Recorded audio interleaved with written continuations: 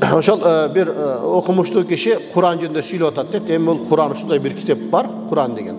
Бардык сурооңорго жооп берет. Бул шипа дагы болот бизге, любой сурооңорго жооп берет жашоодо десе, ошо бирөө ушуну бир уят кылайын, элдин көзүнчө уят карайын деп тур дагы, Куран бардык суроого жооп берет десе, жооп берет дейт экен го. Анан анда айтып берчи, бир тонна ундан канча нан чыгат десе, ошо баягы пекарняга телефон чалып билип бериптир.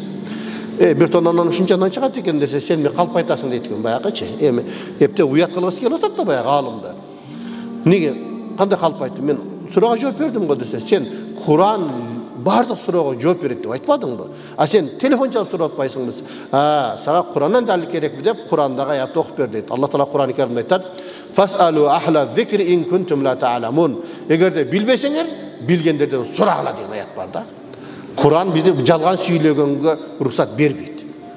Sen bilsең айт, билбесең билбейм де. А билбесең билгендерден сура дейт да.